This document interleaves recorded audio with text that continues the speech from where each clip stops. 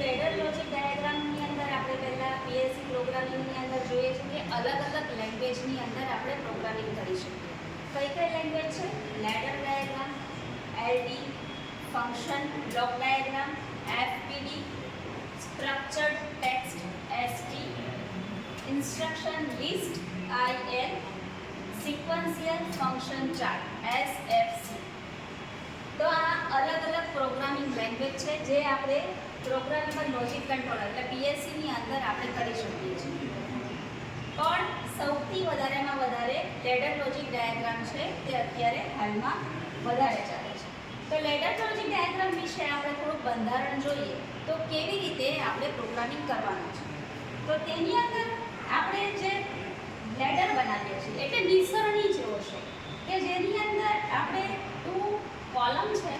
આ બે કોલમમાં જે આ લેફ્ટ સાઈડની કોલમને આપણે પ્લસ ફોરવર્ડ સપ્લાય આપશું અને અહીંયા આપણે ગ્રાઉન્ડ છે. હવે આપણે જે આ લાઈન બનાવીએ છીએ હોરિઝોન્ટલ લાઈન તેમાં લેફ્ટ સાઈડમાં આપણે મૂકવાનું છે ઇનપુટ અને રાઈટ સાઈડ પર આપણે આઉટપુટ મૂકીએ છીએ. આ એક લાઈન બનાવીએ છીએ તેને કહેવામાં આવે છે રંગ.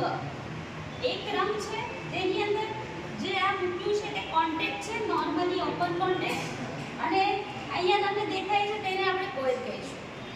તો નોર્મલી ઓપન કોન્ટેક્ટ જેમાં આપણે એડ્રેસિંગ કેવી રીતે આપવાનું છે. તો જ્યારે ફર્સ્ટ તમે ઇનપુટ કોન્ટેક્ટ મૂકો છો તો I 0.0 ને આઉટપુટ તમે મૂકો છો તો O ફોર આઉટપુટ O 0.0.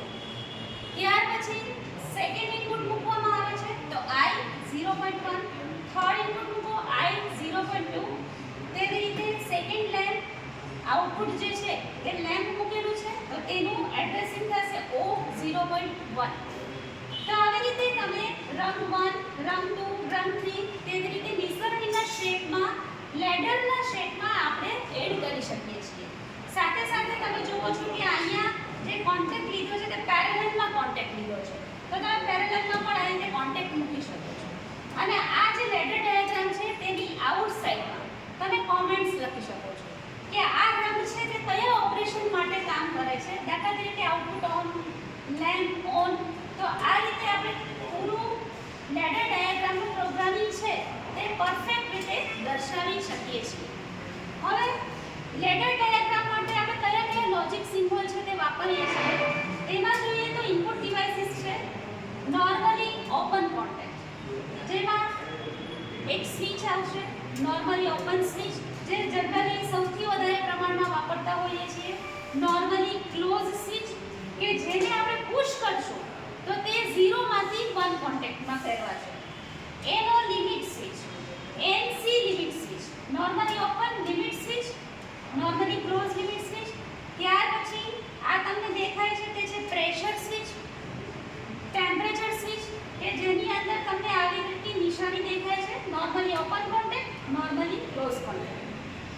આ છે લેવલ સ્વિચ. તમારે ફ્લોટ યાદ રાખવાનું છે કે ફ્લોટ છે આપણે સર્ક્યુલર શેપનો હોય છે તો તેના પરથી આપણને લેવલ સ્વિચ યાદ રહી જાય. હીટિંગ એલિમેન્ટ જે હીટરનો સિમ્બોલ છે તે આપણે વચ્ચે મૂકીએ છીએ, હીટિંગ એલિમેન્ટ.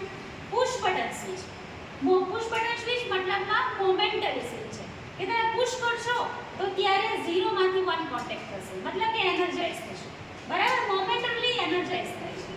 હવે આ બધા છે તમને દેખાય છે તે આઉટપુટ સિમ્બોલ્સ છે. તેમાં પહેલો સિમ્બોલ જે મોસ્ટ કોમનલી વપરાય છે સ્ટાર્ટર હોય કે રિલે હોય કે કોઇલ માટે કે સોલેનોઇડ હોય તે દરેક માટે આપણે આ સિમ્બોલનો ઉપયોગ કરીએ છીએ. ત્યાર પછી સર્કલના છેદમાં કેપિટલ M તો તમને મોટરનો સિમ્બોલ દર્શાવે છે. સર્કલની અંદર L લખો અને તમે પ્રકાશિત તેવું નિશાની બતાવો તો લેમ્પનો